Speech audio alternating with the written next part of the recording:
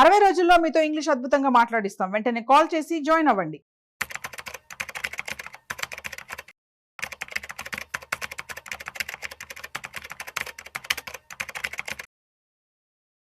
Hi రన్, welcome to Suman TV. నా పేరు రమేష్ పసుపులేటి. నేను యాంఫీ రిజిస్టర్డ్ మ్యూచువల్ ఫండ్ డిస్ట్రిబ్యూటర్ని. సో చాలామంది యాక్చువల్గా ఏంటంటే మిడిల్ క్లాస్ వాళ్ళు ఎక్కువ సేవ్ చేయలేకపోతున్నారు, లేకపోతే ఎక్కువ ఇన్వెస్ట్ చేయలేకపోతున్నారు. దీనికి కారణం ఏంటంటే ఈ బ్రాండ్స్ అనేది ఒక ట్రాప్. మిడిల్ క్లాస్ మిస్టేక్స్ కొన్ని ఉన్నాయండి. ఫస్ట్ ఆఫ్ ఆల్ ఏంటంటే రీసెంట్గా జరిగిన సర్వే ద్వారా ఏంటంటే 75% బ్రాండ్స్ కొంటుంది ఎవరంటే మిడిల్ క్లాస్ పీపులే.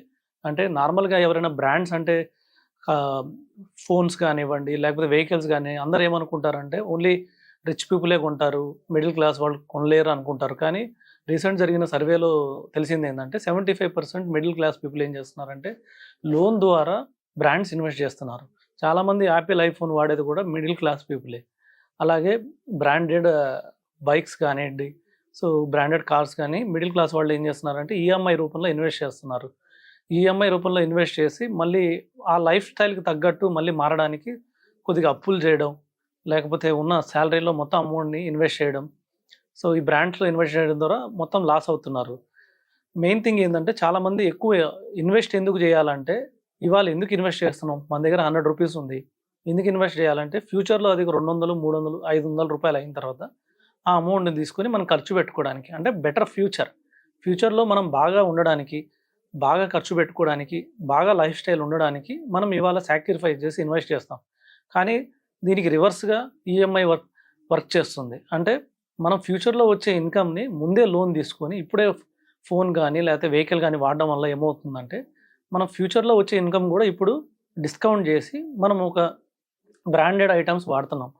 అలా అని మనం ఊరుకున్నామంటే అందరితో అయిపోలేదు. సపోజ్ ఐఫోన్ కొన్న వాళ్ళు ఏం చేస్తున్నారంటే ఐఫోన్ కొన్నవాళ్ళు డెఫినెట్గా ఐఫోన్ దానికి సంబంధించిన యాపిల్ బడ్స్ కొంటున్నారు, అవి ఒక 20,000 పెట్టి కొంటున్నారు. సో వాటికి ఒక ఈఎంఐ, ఫోన్కి ఆల్రెడీ ఒక ఈఎంఐ 1,50,000 ఫోన్కి ఆల్రెడీ మంత్లీ ఒక 10,000 ఈఎంఐ, మళ్ళీ అది సరిపోనట్టు ఇయర్ ఫోన్స్కి ఒక ఈఎంఐ, మళ్ళీ అవి సరిపోనట్టు యాపిల్ వాచ్ కొంటున్నారు.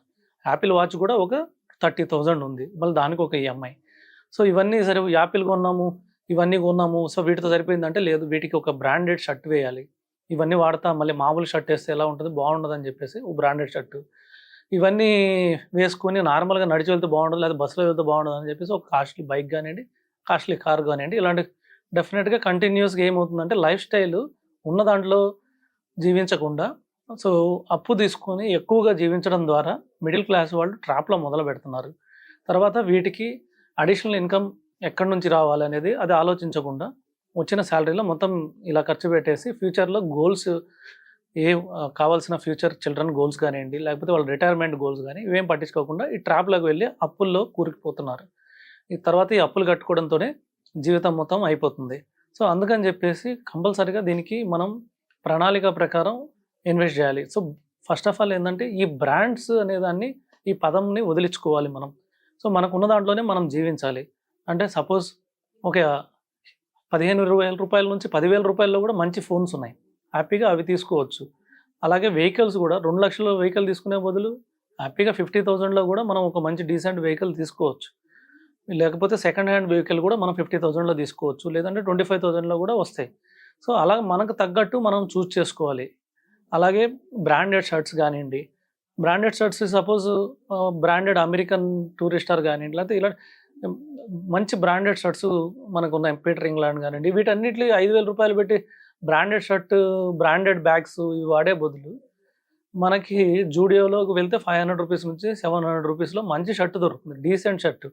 దాని మీద బ్రాండ్ పేరు ఉండదు, కానీ ఆల్మోస్ట్ 90% క్వాలిటీ అదే ఉంటుంది. సో ఇలా మనం కాంప్రమైజ్ జీవించడం ద్వారా మనం ఏంటంటే ఫ్యూచర్లో ఇన్వెస్ట్ చేసుకొని మనకు కావాల్సిన గోల్స్ అన్ని రీచ్ కావచ్చు. మిడిల్ క్లాస్ వాళ్ళు మెయిన్ దృష్టిలో పెట్టుకోవాల్సింది ఏంటంటే వాళ్ళు కోటీశ్వర్లు కావాలి. కోటీశ్వర్లు కావాలంటే ఫస్ట్ 1 crore అనేది చాలా ఇంపార్టెంట్. ఫస్ట్ 1 crore సేవ్ చేయగలిగితే తర్వాత ఆ 1 crore మల్టిపుల్ క్రోర్స్ని కూడా సంపాదిస్తుంది. దానికి ఏం చేయాలంటే డెఫినెట్గా మనకి 15,000 ఇంటూ మనకు తెలిసినట్టే 15 × 15 × 15 రూల్ ఉంది. అంటే 15,000 15 ఇయర్స్ కానీ సేవ్ చేయగలిగితే డెఫినెట్గా 15% రేట్ ఆఫ్ రిటర్న్ రాగలిగితే సో లాంగ్ రన్లో 1 crore రీచ్ అవుతారు. సో అలా కాకపోయినా కూడా మధ్యలో సపోజ్ 5,000తో స్టార్ట్ చేసినా కూడా 10,000తో స్టార్ట్ చేసినా కూడా మధ్యలో ఏమన్నా కొంచెం అమౌంట్ వచ్చినప్పుడు, శాలరీ పెరిగినప్పుడు, బోనస్లు వచ్చినప్పుడు ఈ అమౌంట్లు ఇన్వెస్ట్ చేసుకోవడం ద్వారా 1 crore రీచ్ అవ్వగలిగితే అక్కడ నుంచి సెకండ్ 1 crore రీచ్ కావడానికి 5 years కన్నా ఎక్కువ టైం పట్టదు. అక్కడ నుంచి 3 years ఇట్లాగా మల్టిపుల్గా మనం ఇన్వెస్ట్ చేసుకొని సంపాదించాలంటే డెఫినెట్గా మనం ఖర్చు పెట్టాల్సింది మనం సంపాదించిన దానికన్నా తక్కువ ఉండాలి. దానికనే బడ్జెట్ వేసుకొని ప్రణాళిక ప్రకారం సో ఇలా చేసుకుంటే ట్రాప్లోకి వెళ్ళకుండా, అప్పులు అనేది ఒక ట్రాప్, ఈ ట్రాప్లో వెళ్ళకుండా మనం మనల్ని కాపాడుకున్నట్టు అవుతుంది. సో అందుకనే ఫస్ట్ ఆఫ్ ఆల్ ఏంటంటే మనకు వచ్చిన దాంట్లో కంపల్సరీగా 50% మనం సేవ్ చేసుకోవాలి. లేదంటే అట్లీస్ట్ 30%, మనకు ఒక 50,000 జీతం వస్తే అట్లీస్ట్ 30% అంటే 15,000 రూపాయలు మనం ఎస్ఐపి చేయగలగాలి. అదే 30,000 శాలరీ వస్తే కంపల్సరీగా 30% అంటే 10,000 రూపాయలు మనం ఇన్వెస్ట్ చేయగలగాలి. అప్పుడే మనం ఫ్యూచర్ గోల్స్కి అందుకోగలుగుతాం. ఎందుకంటే ఇప్పుడు మనకి చిల్డ్రన్ ఫీజు, మనకి ఇన్ఫ్లేషన్ మనకు తెలిసిందే చాలా ఎక్కువ ఉంది. వాటితో పాటు ఏంటంటే మనం ఒక హెల్త్ పాలసీలో ఒకటి తీసుకోవాలి. 10 లక్షల హెల్త్ పాలసీ అన్న ఈ రోజుల్లో ఉండాలి. లేకపోతే అసలు మిడిల్ క్లాస్ వాళ్ళు ఇబ్బందుల్లో ఉంటారు. అలాంటిది హెల్త్ పాలసీ లేకపోతే మళ్ళీ ఏమైనా ప్రాబ్లమ్స్ వస్తే సో ఉన్న ఖర్చులు సరిపోనట్టు, ఉన్న అప్పులు సరిపోనట్టు మళ్ళీ కొత్త అప్పులు చేయాల్సి వస్తుంది. అలాగే ఒక టర్మ్ ప్లాన్ తీసుకోవాలి. అంటే మనకేమైనా మనం బాగా అప్పులు చేసి ఏమైనా జరిగితే ఆ అప్పులన్నీ ఎవరు తీర్చాలంటే తర్వాత ఫ్యామిలీ మెంబర్స్ తీర్చాల్సి వచ్చింది. దానికోసమని ఒక టర్మ్ ప్లాన్ తీసుకోవాలి. వీలైనంత వరకు ఏంటంటే మనకు వచ్చిన దాంట్లో సర్దుకొని ఇంకా సేవ్ చేయగలిగితేనే డెఫినెట్గా మనకి ఫ్యూచర్లో గోల్స్ అన్నీ అచీవ్ అవుతారు. సో ఇలాగ ఫైనాన్షియల్ మిస్టేక్స్ని అవాయిడ్ చేయండి. బ్రాండ్ ట్రాప్లోకి వెళ్ళొద్దు. Thank you.